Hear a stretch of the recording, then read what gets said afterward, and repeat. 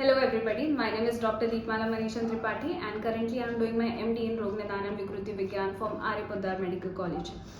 आज के वीडियो में मैं 5 टिप्स शेयर करने वाली हूँ आपके साथ AIAP GET प्रिपरेशंस के लिए जो मैंने फॉलो किया था। और ये टिप्स मुझे किसी ने दिया नहीं था, विद टाइम मैंने खुद से एक्सपीरियंस किया कि okay this tips are helpful and ये मेथड अगर मैं फॉलो करती हूँ तो ये मुझे हेल्प कर रहा है for my preparation and for covering portion. ये टिप्स जो होंगे ये this are to boost your preparations along with your main study schedule. So remember that and let's move. So tip number 1 is solving Telegram questions. मैं आपको 2 Telegram groups recommend कर रही हूँ जो आप ज्वाइन कर सकते हो एंड उसमें बहुत सारे MCQs पोस्ट होते हैं फॉर वेरियस संहिताज as well as various subjects के, मॉडर्न सब्जेक्ट्स के एज वेल एज आयुर्वेद के, बहुत डाइवर्सिफाई करके उसमें MCQs पोस्ट होते हैं। So first channel is Ayur guide by doctor Ajit Patil and second channel is Ayurvest channel. दोनों चैनल ने मुझे बहुत हेल्प किया है। मैं उनमें से MCQ सॉल्व करती थी एंड जो भी आपको इंपॉर्टेंट लगेगा आप उसको एक बुक में नोट डाउन कर सकते हो या जैसे भी आपको कन्वीनियंट लगे आप वैसे पढ़ सकते हो। इवन टेलीग्राम पे सेव करने का भी ऑप्शन आता है तो आप वो सेव फोल्डर से MCQs के लिए रख सकते हो जो आपको याद नहीं हुई and later on you can refer that, it will be very helpful. Tip number 2 is जब भी आप कोई क्वेश्चन सॉल्व करते हो, कहीं से भी क्वेश्चन सॉल्व किया, आपने टेस्ट में सॉल्व किया, आपने लास्ट ईयर के क्वेश्चन पेपर से सॉल्व किया, आपने टेलीग्राम से सॉल्व किया, अगर वो क्वेश्चन संहिता से है, चरक सुश्रुत वाग्भट से है, तो आपको ये संहिता खोल के तभी के तभी ऑन द स्पॉट उसका रेफरेंस देके आपको खोल के उसमें से पढ़ना है और उसके साथ 2-3 पॉइंट्स और ऊपर नीचे के इंपॉर्टेंट पॉइंट्स आप कवर कर लोगे। तो इससे होता ये है कि हमारे जो इंपॉर्टेंट चीज़ें हैं वो हम जब संहिता खोल के पढ़ते हैं तो वो ज़्यादा रिटेन होता है हमारे मेमोरी में।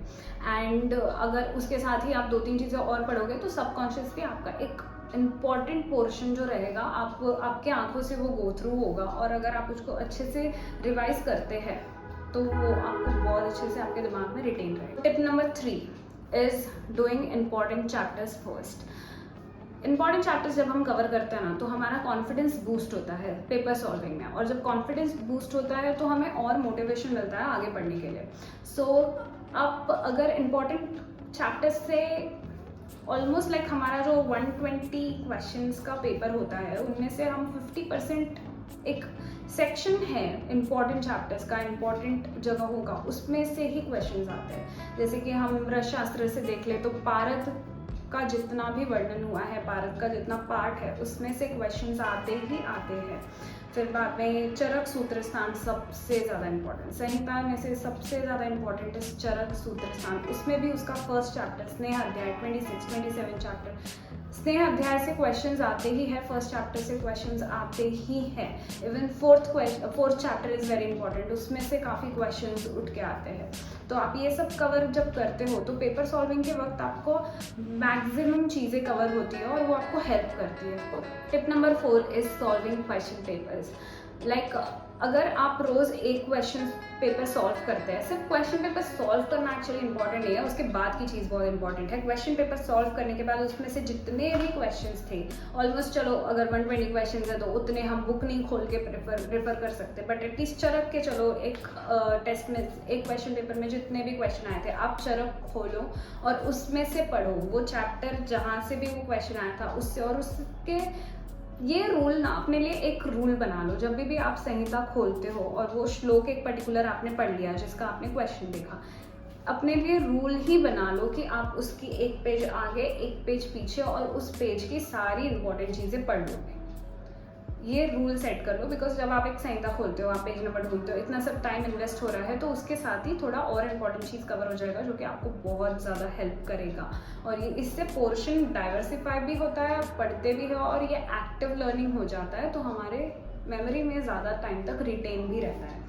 टिप नंबर 5 इज़ आपको जो भी चीज़ें लर्न नहीं होती या आपको डिफ़िकल्ट लगता है या लर्न होती भी है बट वो चीज़ों को, कुछ चीज़ें ऐसी है जो हमें स्ट्रेट रट्टा मारनी है, लाइक स्ट्रेट रट्टा मारनी है आपको, उसमें कोई ऑप्शन ही नहीं होता है। चरक में है, सुश्रुत में, ऐसे बहुत संहिता में बहुत सारी चीज़ें आती हैं जो हमें स्ट्रेट अप रट्टा मारनी होती है। तो आप वो सारी चीज़ें एक पेपर पे लिख सकते हो और जहाँ भी आप बैठते हो, कितनी भी छोटी जगह पे बैठते हो, कहीं भी बैठते हो, आसपास के जितने वॉल्स हैं आपको भरने हैं, वो आप टारगेट बनाए लो। एंड इनफैक्ट जब मैं प्रिपेयर कर रही थी लास्ट में, एक्चुअली मेरा बिल्डअप बहुत हो गया था, तो मैंने 3 ब्लैंक पेपर्स लगाए थे मेरे रूम में। एंड जब भी मुझे कोई भी पॉइंट पे मैं आती थी कि ऐसे लगता था okay this is difficult to remember, मैं वो पेपर पे जाकर लिखती थी। तो ऐसे वो तीनों भरे थे, वो अभी मैंने निकाल दिए, बट कुछ मैंने स्टिक करके अभी भी रखे हैं। मतलब मुझे नहीं पता था कि मैं ये वीडियो बनाने वाली हूँ, सो मैंने वो निकाल दिया था, बट कुछ अभी भी बचे हैं, वो मैं आपको दिखाती हूँ। So this is my wall. मुझे जिस भी चीज़ में ऐसे लगता था कि इसको थोड़ा याद करने में थोड़ा मेहनत लगेगा या मुझे जल्दी से याद नहीं होगा, वो सब मैं लिख लेती थी एंड ऐसे इसको स्टिक कर देती थी।